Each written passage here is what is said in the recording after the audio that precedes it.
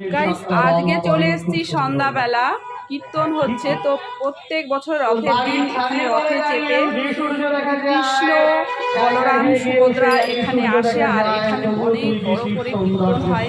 তো দেখো দারুণ হচ্ছে। ভক্তমণ্ডলী সমবেত কৃপা পাওয়া যায়, ভগবান কৃপাটা অতি সহজেই।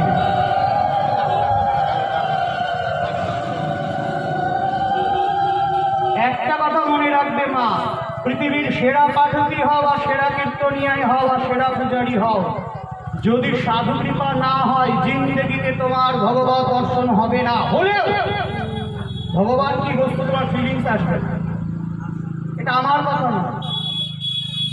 অনন্ত দাস পণ্ডিতজি, যিনি রাধাকুঞ্জের মহান্ত ছিলেন, তার যিনি গুরুদেব শ্রীপাদ কুঞ্জ বিহারী দাস বাবাজি মহারাজ, যার কাছে প্রফেসর শঙ্করী প্রসাদ বসু, অসিত কুমার বন্দ্যোপাধ্যায় এরা যখন পিএইচডি করেছেন, সেই থিসিস নিতে রাধাকুণ্ডে যেতেন, তাহলে কত বড় জ্ঞানী। এনার বাড়ি ছিল পুরুলিয়ায়, শ্রী তেওয়ারি ওনার পূর্বাশ্রমের নাম, কুঞ্জ বিহারী দাস বাবাজি মহারাজ।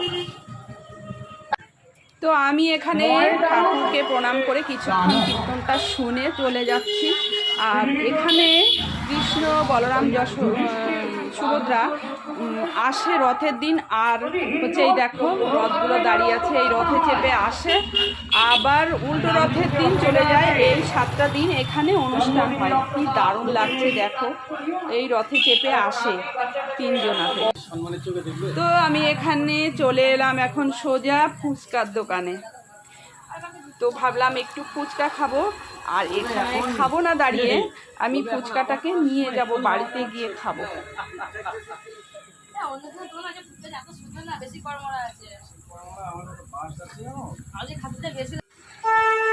তো ফুচকাটা হয়ে গেছে অলরেডি, আমি নিয়ে বলছি বাড়ির দিকে রওনা দিচ্ছি।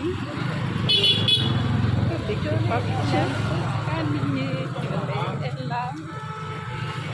আর একটা দাদা ওখান থেকে দেখছে আর হাসছে, আর আমি এদিকে ফুচকা নিয়ে টাডাং টাডাং করতে করতে চলে আসছি বাড়ির দিকে। তো আজকে ইভিনিংটা খুব সুন্দর কাটলো। তো ভিডিওটা কেমন লাগলো অবশ্যই জানিও। টাটা।